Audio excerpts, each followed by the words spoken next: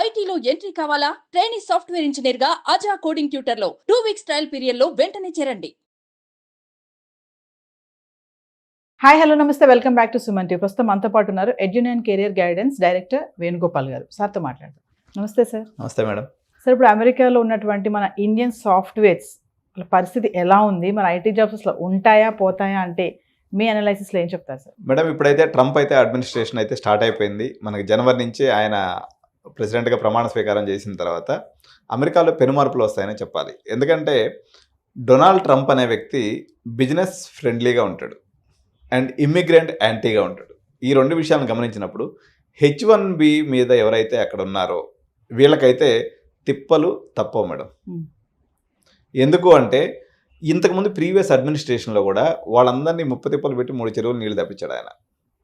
ఆయన యొక్క కాన్సెప్ట్ ఏంటి అంటే ఇమిగ్రెంట్స్ వచ్చారా, మనకి ఇక్కడ ఇన్వెస్ట్ చేశారా, వెళ్ళిపోయారా అంటే బాగా టాలెంట్ ఉన్నటువంటి వాళ్ళని తప్పనిస్తే ఎవ్రీ 1 ఇయర్కి ఒకసారి ఇప్పుడు ఏమైపోద్ది అంటే మేడం, ఒక ఫ్యామిలీగా అక్కడ పోయి ఉంటారు, పిల్లల్ని చదివించుకుంటూ ఉంటారు అనమాట. అంటే ఇప్పుడు మన ఈ జనరేషన్ యంగ్ జనరేషన్ ఎవరైతే ఉన్నారో 25, 30, 35లో ఉన్నటువంటి వాళ్ళందరూ కూడా నిరంతరము ఈ వీసా యొక్క స్ట్రగుల్లోనే వాళ్ళ జీవనాన్ని నెక్స్ట్ 4 ఏళ్ల పాటు గడపాల్సిన పరిస్థితి అయితే ఉంది.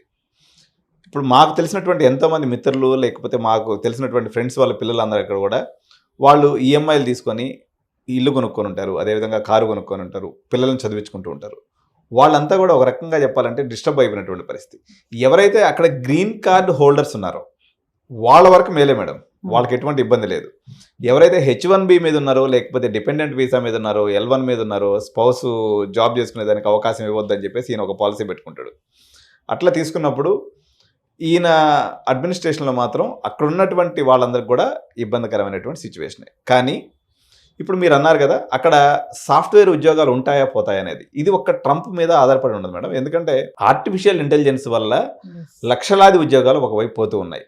కానీ ట్రంప్ రావడం వల్ల ట్రంప్ ఏమంటున్నాడంటే ఇప్పుడు ఈయన కొన్ని విషయాలకు వ్యతిరేకంగా ఉంటాడు. ఫర్ ఎగ్జాంపుల్ ఇప్పుడు ఉదాహరణకి ఉక్రెయిన్కి బిలియన్స్ ఆఫ్ డాలర్స్ అమౌంట్ అనేది మన అమెరికా అనేది స్పెండ్ చేస్తూ ఉంది. అదేవిధంగా మన ఇజ్రాయెల్కి కూడా స్పెండ్ చేస్తూ ఉందన్నమాట.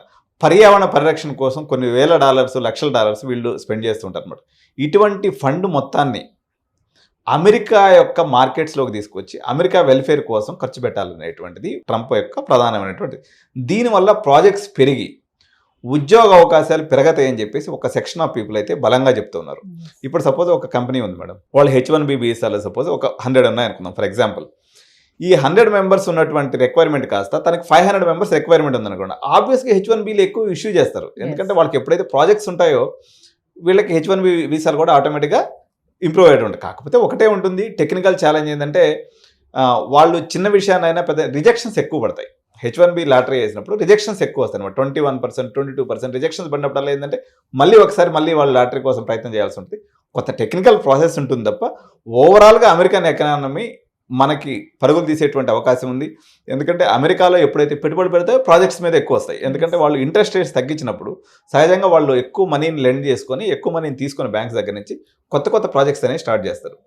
తద్వారా ఇప్పుడు ఉన్నటువంటి ఏదైతే ఫర్ ఎగ్జాంపుల్ ఇప్పుడు 100 జాబ్స్ ఏదైతే ఉన్నాయో అవి 200 జాబ్స్ వరకు పెరుగుతాయనేటువంటి అంచనాలు అయితే ఇప్పుడు ఉన్నాయి. దానివల్ల అమెరికన్ ఎకానమీ ఎప్పుడైతే బూస్ట్ అవుతుందో తద్వారా ఉపాధి అవకాశాలు అదేవిధంగా సాఫ్ట్వేర్ ప్రాజెక్ట్స్ కూడా పెరుగుతాయి. ఎన్ని ఉన్నప్పటికి కూడా ఇంత ఎవరైతే ఉన్నారో 100% అందరూ సస్టైన్ అయ్యేటువంటి అవకాశం లేదు. ఇప్పుడున్నటువంటి దాని మీద డబుల్ మెరుగుదలే ఉంటుంది తప్ప ట్రంప్ వల్ల టెక్నికల్గా ఇబ్బందులు H1B వీసా విషయంలో ఇబ్బందులు, వాళ్ళకి డిపెండెంట్గా ఉండేటువంటి వాళ్ళ విషయంలో ఇబ్బందులు, ఇటువంటి టెక్నికల్ ఇబ్బందులు ఉంటాయి తప్ప ఓవరాల్గా ఉపాధి అయితే మాత్రం పెరుగుతుంది తప్ప తగ్గిపోయేటువంటి అవకాశం ఏం లేదు మేడం. ఆల్రెడీ AI వల్ల లే ఆఫ్స్ వస్తున్నాయని మనం వింటూనే ఉన్నాం సార్. ఇప్పుడు ట్రంప్ రావడము అంటే ఈ రెండు ఒకేసారి యాడ్ అవ్వడంతో ఏం ప్రాబ్లం లేదని అంటారా మీరు జాబ్స్కి? అంటే యాక్చువల్గా ఏమైందంటే మేడం, అమెరికా యొక్క స్పెండింగ్ అనేది ఏదైతే ఉంటుందో చాలా డైవర్సిఫైడ్ సెక్టార్లో ఉంటుంది అనమాట. ఈయన బిజినెస్ ఫ్రెండ్లీ కావడం వల్ల ఇప్పుడు అమెరికన్ కంపెనీస్కి ప్రాజెక్ట్స్ రూపంలో ఫండ్స్ రూపంలో ఇబ్బంది లేకుండా చేస్తాడు. ఎందుకంటే ఇలాన్ మస్క్ ఎవరైతే ఉన్నాడో ఆయన్ని కూడా ట్రంప్ అడ్మినిస్ట్రేషన్లో తీసుకొని అమెరికాని ప్రపంచంలో కల్లా గ్రేట్గా చేయాలనే కాన్సెప్ట్తో అన్ని కంపెనీస్కి ఫండ్స్ ఫ్లో పెరుగుతుంది, అదేవిధంగా ప్రాజెక్ట్స్ కూడా పెరుగుతాయి. కాబట్టి తద్వారా ఉపాధి అవకాశాలు పెరుగుతాయి తప్ప నష్టం లేదు. కాకపోతే ఈ యొక్క ఇబ్బందులు అయితే వీసా ఇబ్బందులు అయితే కానీ తప్పేటట్లేదు, అందరికి కూడా ఉంటాయి. ఇప్పుడు ఈ ట్రంప్ విన్నింగ్ అనేది మన ఇండియన్స్ పైన ఎలా ఉంటుంది, అసలు ఇంపాక్ట్ ఎలా ఉంటుంది అంటారు ఓవరాల్ గా చూసుకుంటే? ఇక్కడ 2 రకాలుగా చూడాలి మేడం. ఒకటి ఇండియన్స్ పైన ఉండేటువంటి ఎఫెక్ట్, రెండోది ఇండియా పైన ఉండేటువంటి ఎఫెక్ట్. సో ఇండియన్స్ పైన ఓవరాల్గా తీసుకున్నప్పుడు న్యూట్రల్ ఎఫెక్ట్. అంతకుముందు మామూలుగా అనుకున్నాం కానీ నెగిటివ్ అవుతుంది అనేటువంటి కొన్ని అంచనాలు ఉన్నాయి, కానీ పెద్దగా నెగిటివ్ జరగకపోవచ్చు. కానీ ఓవరాల్గా ఇండియా మీద చూస్తే మాత్రం ఏ రకంగా తీసుకున్నా ట్రంప్ వల్ల మనకు చాలా లాభాలే. ఎందుకంటే ఓవరాల్గా ఇండియన్ ఎకానమీ డెవలప్ అవ్వాలి అన్నట్లయితే మనకి నియరెస్ట్ కాంపిటేటర్ వచ్చేసి చైనా మేడం. అతనికి చైనా అంటే సుతరాము పడదు. దీనివల్ల మనకు అనేక రకాలైనటువంటి విడిభాగాలు, ఓఈఎంస్ అంటారు అనమాట. ఓఈఎంస్ అంటే విడిభాగాల సప్లై ఏదైతే ఉందో దీనికి సంబంధించినటువంటి వేలాది ప్రాజెక్ట్స్ ఇండియాకి వచ్చేటువంటి అవకాశం ఉంది. దీనివల్ల మన ఇండియాలో పర్టికులర్గా మెకానికల్ చదువుకున్నటువంటి విద్యార్థులకి, లేకపోతే ఏరోస్పేస్లో చదువుకున్నటువంటి విద్యార్థులకి, ఏరోనాటికల్ చదువుకున్నటువంటి విద్యార్థులకి వీళ్ళందరికీ కూడా ఉపాధి అవకాశాలు వస్తాయి. కానీ వేరే సాఫ్ట్వేర్ పరంగా తీసుకున్నప్పుడు కొంత ఇబ్బంది. ఎందుకంటే ఈయన ట్యాక్స్ అనేది ఇంపోర్ట్స్ మీద విపరీతంగా పెంచుతానని అంటున్నాడు. ఈ ట్యాక్స్ ఇప్పుడు మనం తయారు చేసేటువంటి సాఫ్ట్వేర్లో దాదాపు 70% సాఫ్ట్వేర్ ఎక్స్పోర్ట్ టు అమెరికా అనమాట. ఎప్పుడైతే వాళ్ళు ట్యాక్స్లు పెంచుతారో ఆటోమేటిక్గా మన కంపెనీల యొక్క ఫినాన్షియల్ అనేది క్రంచ్ వస్తుంది వీళ్ళకి. తద్వారా వీళ్ళు ఏం చేస్తారంటే కంజ్యూస్గా తయారవుతారు. వాళ్ళు ఎప్పుడైతే కంజ్యూస్గా తయారవుతారో మన సాఫ్ట్వేర్ ఎంప్లాయీస్కి ఇంక్రిమెంట్స్ ఉండవు, కొత్త వాళ్ళని తీసుకునేటువంటి శక్తి వాళ్ళకు ఉండదు, ఈ ఇబ్బందులు అనేది ఉంటుంది. ఎందుకంటే సస్టైనబిలిటీ అనేది వీళ్ళకి తక్కువ అయిపోతుంది అనమాట. ఎందుకంటే వాళ్ళు ట్యాక్స్ పెంచడం ద్వారా.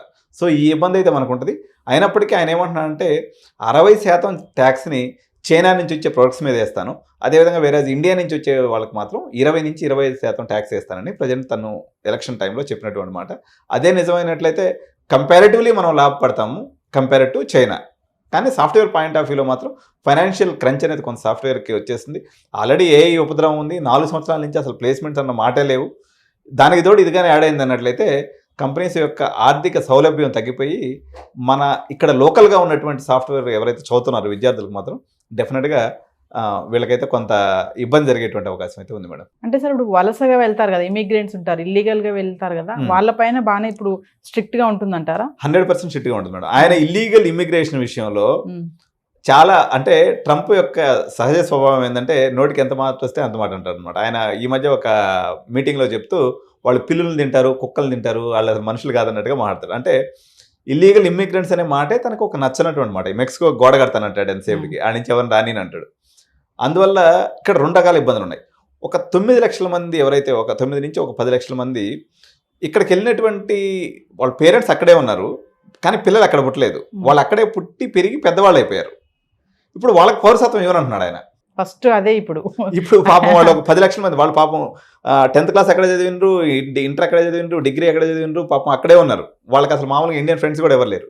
కానీ ఇప్పుడు వాళ్ళు ఏంటంటే వాళ్ళు అమెరికన్ సిటిజన్స్ కాదు అంటున్నారు. అంటే యాక్చువల్గా ఇండియన్స్ ఎప్పుడు కూడా పెద్దగా ఇల్లీగల్ ఇమిగ్రేషన్ చేయరు మేడం. వాళ్ళు జనరల్గా ఏంటంటే పాకిస్తానీస్, బంగ్లాదేశ్, తర్వాత వీళ్ళు ఆ మెక్సికో బార్డర్లో పోయేసి సల్లంగా దూరి లోపలికి వెళ్ళిపోతుంటారు తప్ప ఇండియన్ ఇల్లీగల్ ఇమిగ్రెంట్స్ ఓవరాల్గా మనం తీసుకున్నప్పుడు ఇట్లాంటి వాళ్ళు ఉన్నారు. ఎవరు అక్కడే పిల్లలు పుట్టకుండా, మామూలుగా అమెరికాలో పౌరసత్వం ఎట్లా ఉంటుందంటే ఒకవేళ ఈమె ప్రెగ్నెన్సీతో పోయి అక్కడ పాప లేకపోతే బేబీ పుట్టింది అనుకోండి, వాళ్ళకి బై డిఫాల్ట్ అమెరికన్ సిటిజన్షిప్ అనేది వచ్చేస్తుంది.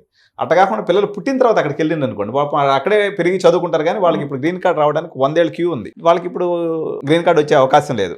సో ఈ గ్రీన్ కార్డు విషయంలో ఆయన ఒక పాలసీ తీసుకుని ఏదైనా ముందుకెళ్తే ఆయన 2 రకాలుగా చెప్తాడు.